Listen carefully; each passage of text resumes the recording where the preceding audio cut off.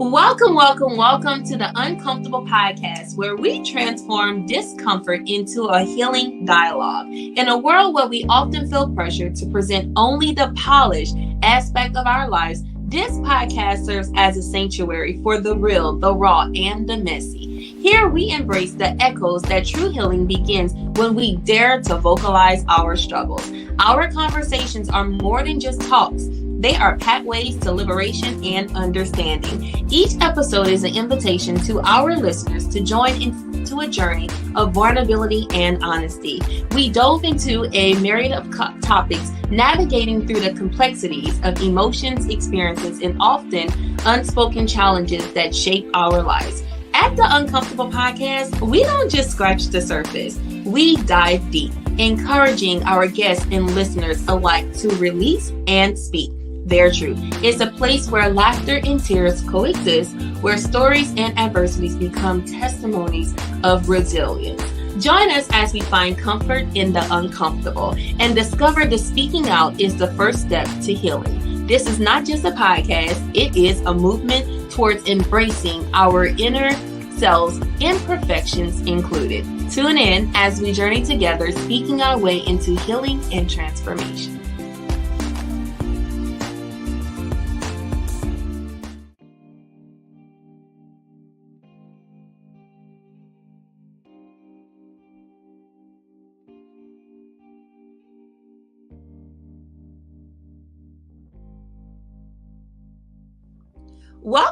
Welcome to the Uncomfortable Podcast. I am your host, Johanna B. Zeno, and we have our special guest live and in action with us.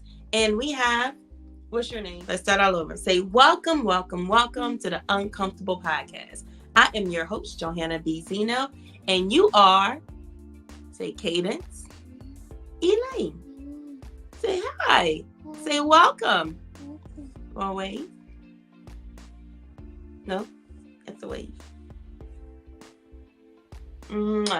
Say welcome to the Uncomfortable Podcast. On tonight's episode is going to be extremely special because not only do I get to hold and sit and conversate with our little Cadence Elaine, but we are going to be unpacking the 21-day devotional of Snitches Get Healed, which we have day 12. Episode 13, that is called. If you have not already purchased your copy of Snitches Get Healed, you can go do so by emailing us at info@jobzeno.com to where you can reserve your copy. And again, like I mentioned, we are unpacking day 12, episode 13 of Cultivating Patience. So on tonight's episode, we're going to be talking about some patience. And I thought no better way for us to unpack patience without us talking about what that looked like on my own personal healing journey with my sweet Cadence Elaine. Say hi. So for anyone who does not know, we are a blended family, and Cadence is our youngest one. She is the only child within our blended family between me and my husband. And back in 2022, June 1st of 2022, Cadence was diagnosed with level 1 autism. So she is on the spectrum. She is very high functioning.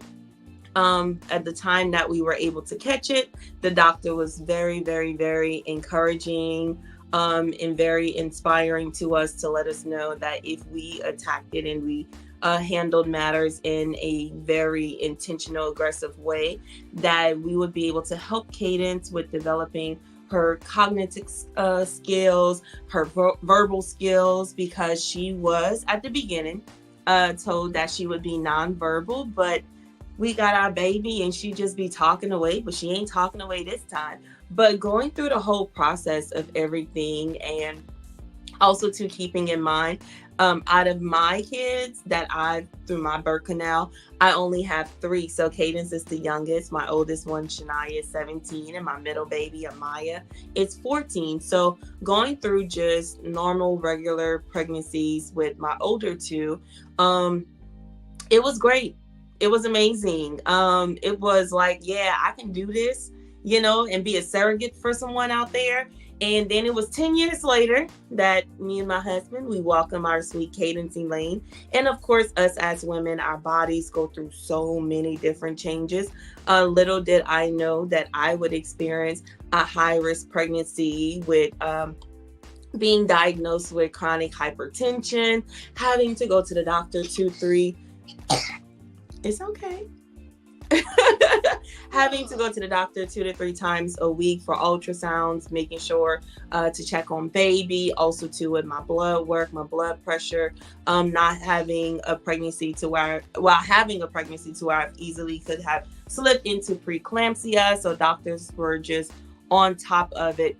So experiencing that through my pregnancy, finding out that Cadence was breech at 36 weeks and there was a possibility she would not turn. So having to schedule a cesarean, a C-section, completely different from my first 2 pregnancies because they just went through the birth canal of things. And just experiencing all of that, it did cause me to slip into depression after having Cadence, having experiencing for the very first time postpartum depression. That is something I've never experienced ever in my life. So thankful and grateful for my mom who moved in literally with us after having Cadence. But not just that, but finding out with Cadence and how she was breached. That is you. Can you see?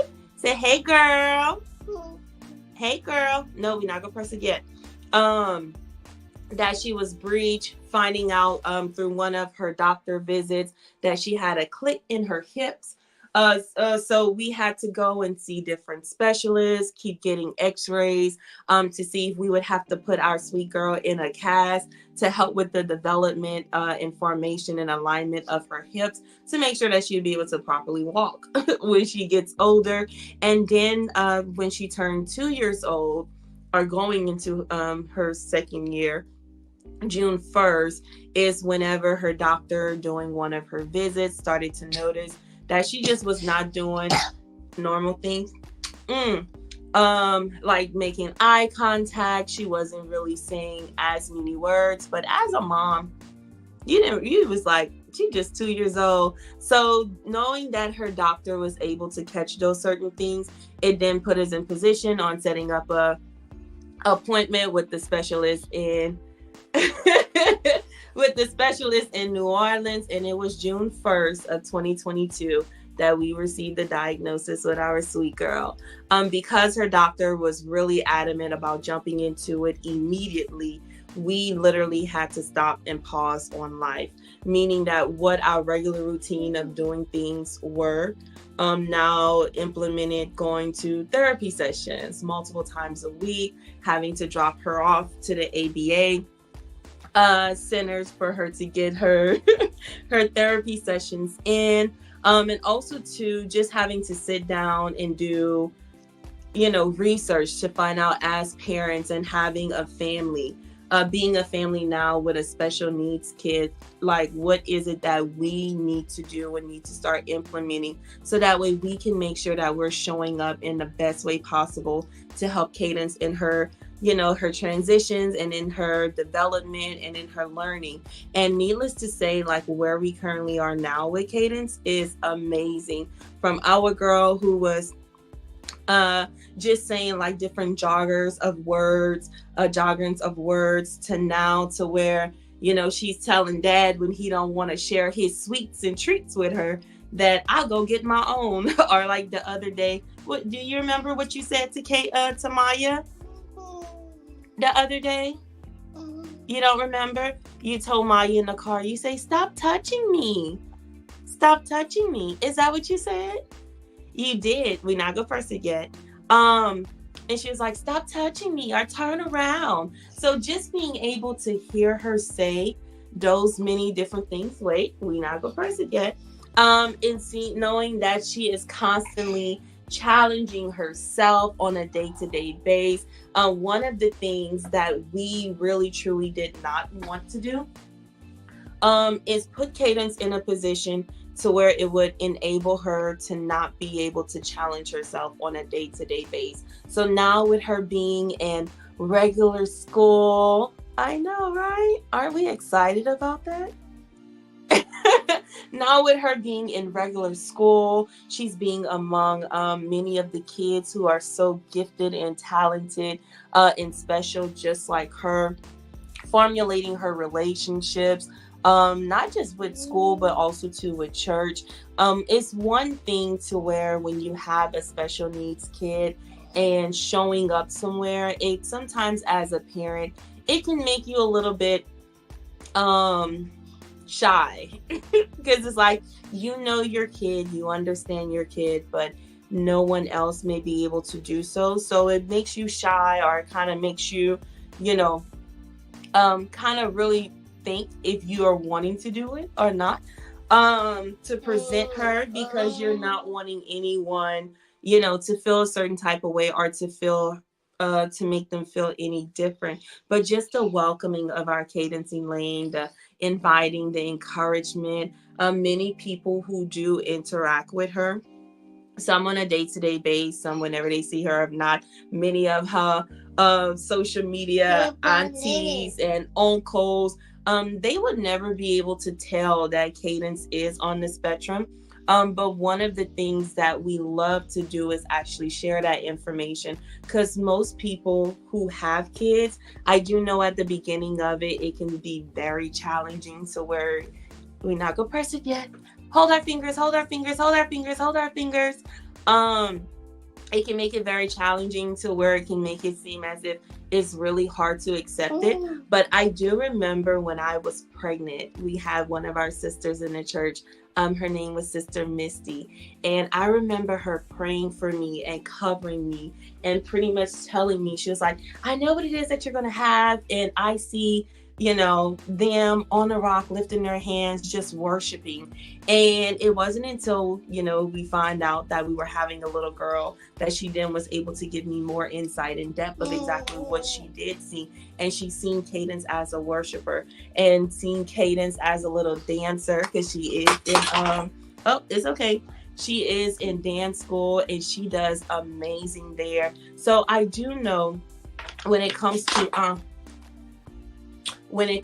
a kid having special needs, as a parent, it could make you, not yet, it could, hey, we're not going to do it yet. Can we just wait and keep not safe? Not safe. Not safe. Not safe. Not safe to press it yet. It can make you want to shy away and not wanting to accept. But one of the things along this journey, it has really truly taught me how to cultivate patience. If you're following along with us, you know that in day 12, we unpacked the story of Abraham and with Sarah, and how, you know, God had given Abraham a promise. And Sarah, she pretty much laughed. She's like, I'm an old lady. You know, I ain't about to have no baby out here.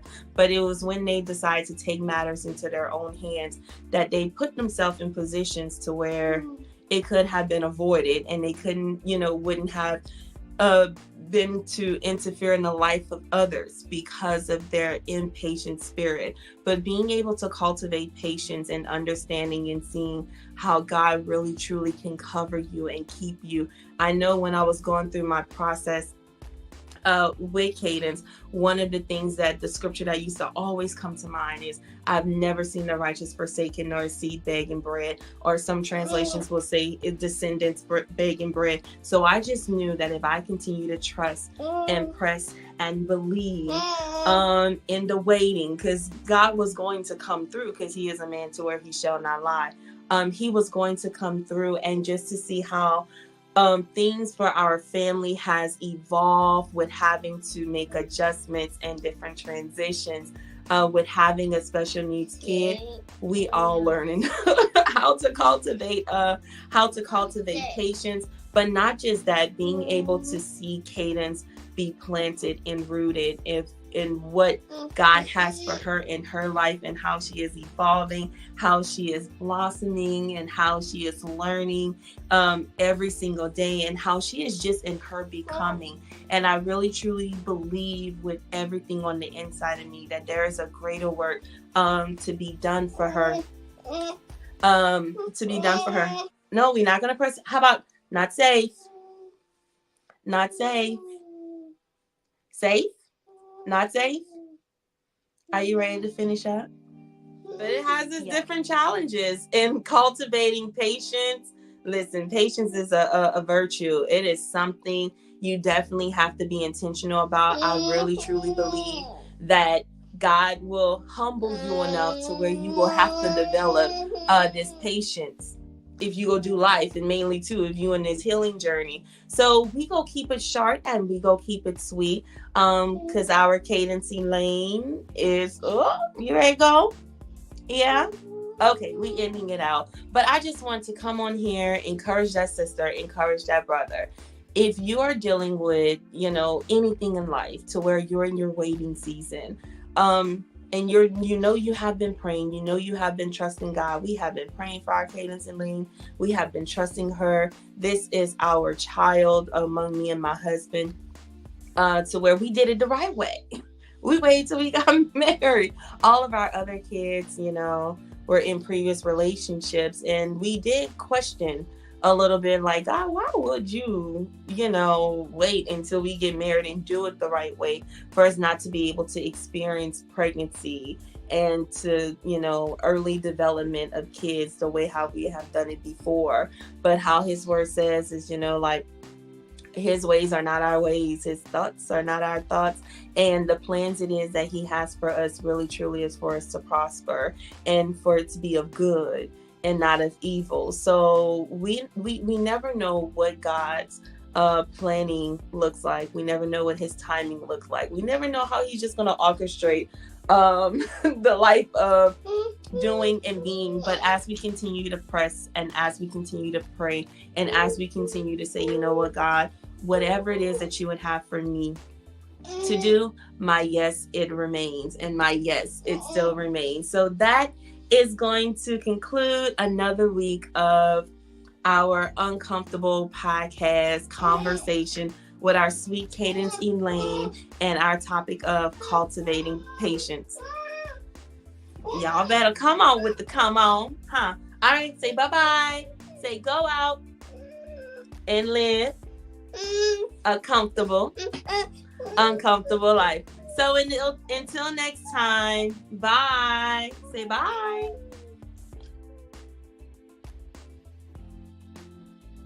Y'all ready? Yeah. All right, here we go. Expressions A with Jingle Bell Rock. Okay. Let's go, Bob.